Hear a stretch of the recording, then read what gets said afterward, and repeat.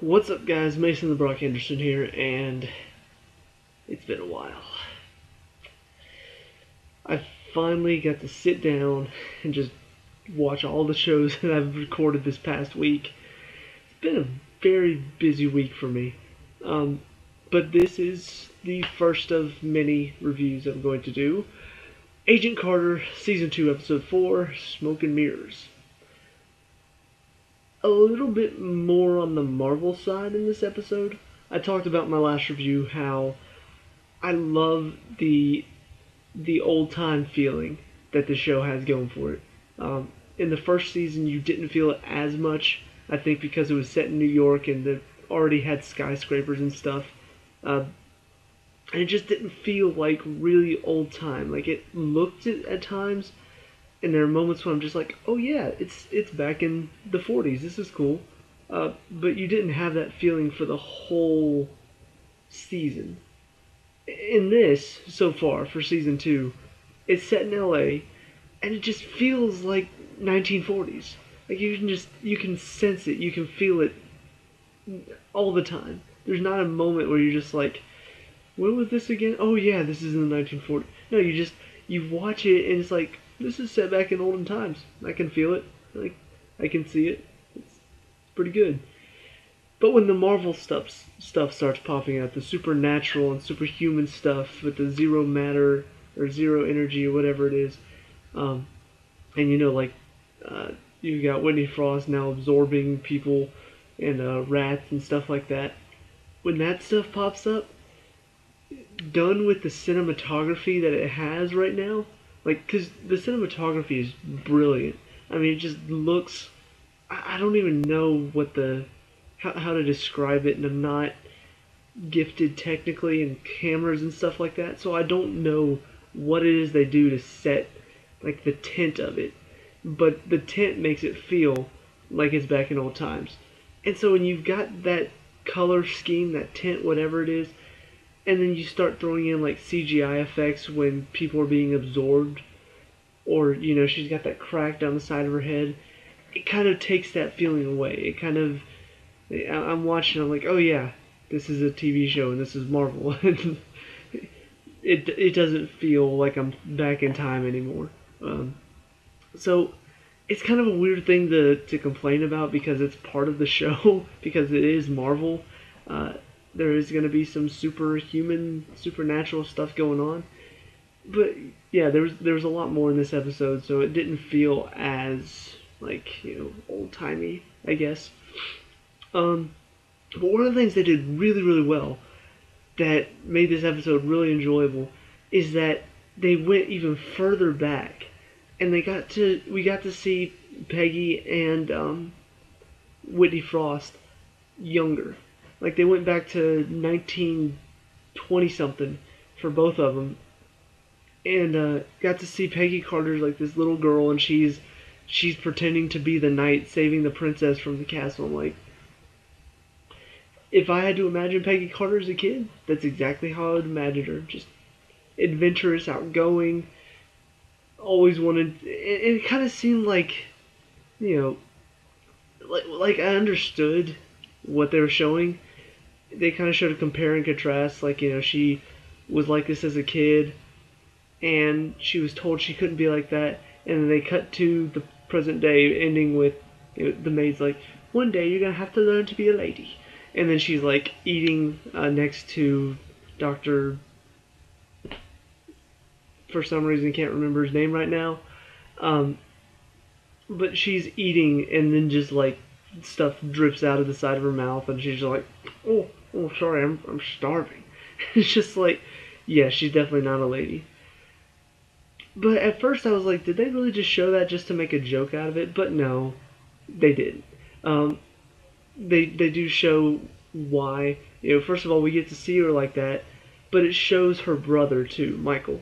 And he and her really got along, and you could tell that he was kind of the one who really encouraged that in her, and it was such a good sibling moment, that when they flash forward for her later on, and we got to see kind of their their future relationship and how she's now getting married to this guy, and she turned down this offer to, I guess it was for the what happened in the first Captain America movie. I can't remember like the name of the people that she went with, but she got this offer and she turned it down, and her brother's just like, why? I recommended that for you. Where's your sense of adventure? I don't think you grew up. I don't think you lost it. I think people have just beat it out of you. So we got to see that correlation. That was very well done. And then, of course, kind of a little bit cliche, she's getting ready to marry, and then her brother dies. And then that's the catalyst that she's just like, I'm going to do this in honor of him type thing. So a little bit cliche there, but not so much that made me go, ugh, can't believe they did that. No, it was well done. But we also got to go back in time for Whitney Frost. And such a great build-up for this villain that she's turning out to be. Because I already talked about how much I liked her so far in this season. Because she like turns on the charm, she uses her acting abilities and like convinces her husband to do these things. So technically she's actually the mastermind, but she's doing it all through her husband, who's supposed to be the face of it all. So I've already liked her. Something's in my eye. But I've already liked her character and what she's doing and how conniving she is. And now we get to see kind of how she developed, why she is the way she is. Like as a little girl, she's super smart. Maybe a little too unrealistically smart. She's like fixing radios at 8 years old or something. A little bit crazy.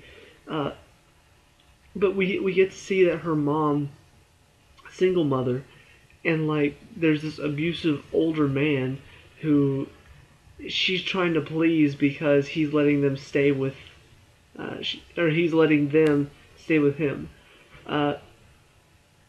So we kind of get to see that her mother was like, you have to be nice to him because he's letting us stay here. And she's like, I don't like it. He's like, I don't care. You have to be nice to him.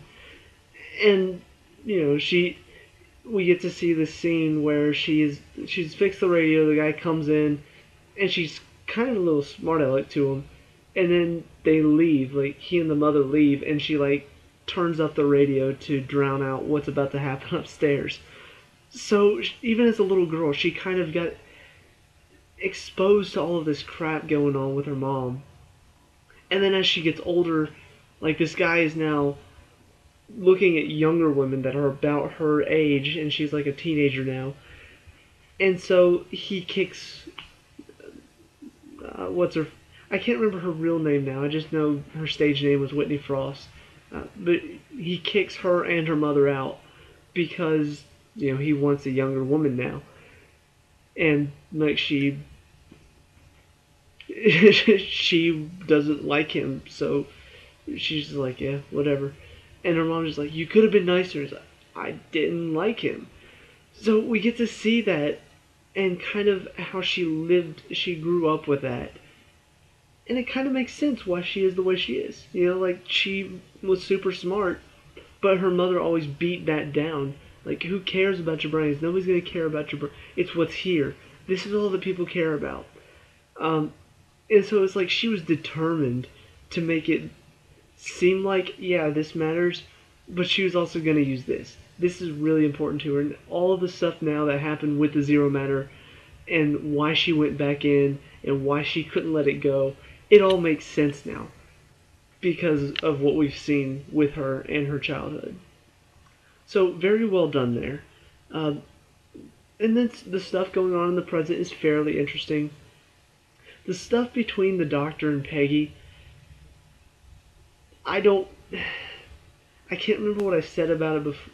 I remember there was this really good line, I think in the last episode, that Peggy was talking about. And she said something along the lines of, you really know when you've met somebody special. Because at first I was kind of questioning, like, did Marvel really just do a 3-day romance? And then I remembered that Disney bought Marvel. I'm like, well, I guess they did. And it really wasn't even that. It was more like a couple days. But I like the fact that they didn't just make it a couple days of romance and they're just like deeply in love and that's why she's so torn up. No, they did have a good reason. Like, she really did feel like this guy was special. Like, there was something different about him. And so to lose him because of what she's doing and like her livelihood, it kind of eats her up a bit. But they're still playing on the romance bit now. Now that he's back, not physically, but his something sciency stuff. Uh, like they're talking, and there's still like a lot of romance there that I just I don't know. I don't really like. I don't know why, but for some reason, these most of the TV shows that I watch, whenever they do romances, they don't do it well. I don't know why, and I hate that I keep downing romance because I'm a hopeless romantic. You know, I Valentine's Day is coming around the corner and I have nobody to shower gifts on. I hate that. You know, so I don't know why the romance in these TV shows always seems so frustrating to me. But this one just, even though I did like that line about, you know, when you met somebody special, it still feels forced and artificial into the plot just so Sousa will have a reason to possibly leave his fiance. You know, because now Peggy has a love interest and he realizes that he's feeling a bit jealous about it. And I'm just like, did you really have to force this in? You know, I was loving this show. They did not have a whole romantic thing in the first season. You know, Peggy and Sousa were a bit, but it was more like he liked her, but she was so focused on saving the world that didn't really have time for it. Now it feels like the romance is becoming more center stage. And I don't like that. I hate it whenever a show that's supposed to be about action and adventure and supernatural stuff turns into, hey, romance in your face, right here. Romance! Love the romance! It's right here! They're so cute together! I can't stand it. And it feels like that's what they're doing right now. So, maybe it's just a nitpick. Maybe I'm not alone. Maybe I am alone. Who cares? I don't. But it is something that is bothering me right now. How they just keep throwing it in our face, episode after episode. But other than that, it really is. It's a good episode. In the present as well as the past, because we do get a lot of parallels, but also we see what happened with the guy who attacked Peggy and Jarvis, and then Peggy kind of invites Sousa in to see her way of doing things, because he really didn't get to see much of that in the first season, and his reactions are pretty funny too. Like, he's just like, what are you doing? Like, this isn't right. You can't just kidnap somebody with a tranquilizer dart. But he kind of wants that the one guy that was like convincing Jack to turn over everything to the FBI. Like, he steps in and takes all of their files and stuff, and Susan's just like, okay, something's wrong here. I'm gonna help Peggy and like steal something for like a file or something to help her out.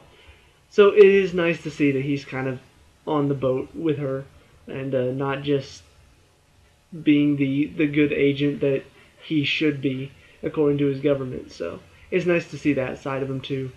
And then the way it ends with them sending the bodyguard in with a track or like a microphone of some sort to find out what Chadwick knows and all of that. And then like what happens at the end is pretty freaking crazy, because we got to see a bit of Whitney's like testing her powers out a bit on lab rats and stuff, and kind of figured out that she was trying to concentrate and then it wasn't working, and one of the rats scratched her, and then she was able to absorb it. So I'm guessing it's fueled by her emotions. So at the end, the bodyguard reveals that he told them stuff, like names and stuff, And so she's just like, I have to show you something, talking to her husband, and then like grabs him by the throat and then starts to absorb him. I'm just like, this lady's crazy. She is going to be one crazy villain to deal with.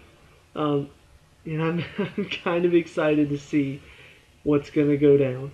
Uh, but anyway, uh, one final thing I will mention for her is the way her past wraps up in this episode. It's kind of like the finale of her own little drama of how she became crazy. She's outside of this movie theater, and like they're showing the one movie because this is back in the 40s. I'm just like, this is so cool. I enjoy this.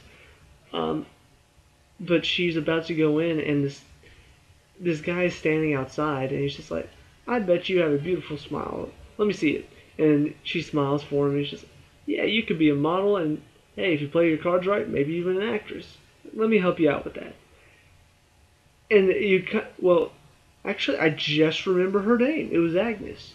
I don't remember why I remember that, but I remember Agnes now. Because I remember him saying that, well, that can't be your name anymore, because you need a beautiful name to fit that beautiful face. And so that's how she was named Whitney Frost. But it's kind of interesting to see that before all this, like, she was just super smart. And we actually come to find out from the doctor. I want to say Wilkes. If it's not Wilkes, then I'll feel really stupid. But I'm pretty sure it's Wilkes. But he says, look, he's talking to Peggy. Look, I'm a genius. She is something else. And we kind of, like I said, we got to see that. So up until this point, we've only seen that side of her. We've only seen that, but she has this interest in movies now. Kind of out of nowhere. Maybe it'll be explained a bit more. But I think they're trying to just draw the connection that, her mother was just telling her, nobody cares about your brains, they only care about your looks. So maybe she was just like looking at this saying, why can't I have both?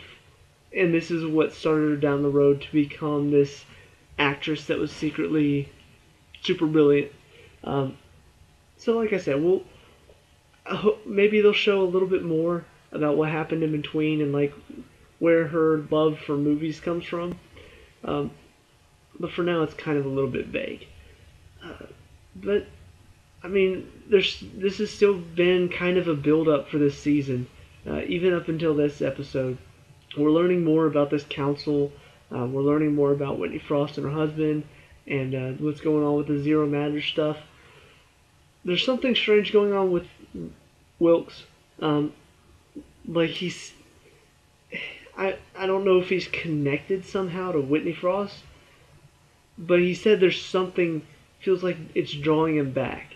And like you could tell he was looking at the chalkboard that Jarvis had filled up with his calculations, and all of a sudden like there's this little rippling going on only in his vision. So something's going on with him, and he's not really telling anybody exactly what it is, but he does compare it to like he's being drawn to a source of some sort. So there's something going on there. We'll likely figure out more. I don't understand why he's not telling them exactly what he's experiencing, because they're trying to help him, and it's almost like he doesn't want to tell them what it is. But anyway, just a little nitpick. But I'm excited. I'm really excited to see where they're going with this season, how it's going to end. I'm really excited to see what's going to happen with Whitney Frost and what she's going to become after all of this, because she's pretty crazy right now. So afterwards, maybe even more crazy. But yeah, good episode. Not really, maybe not as good as the opening three, but a good episode to build more story and build more character. Makes me excited to see the rest of it. So that's it for this review. Let me know down in the comments what you thought, whether you disagree or agree, and all that stuff. And leave a like and subscribe for more Agent Carter. So I'll see you at the next review. Peace out.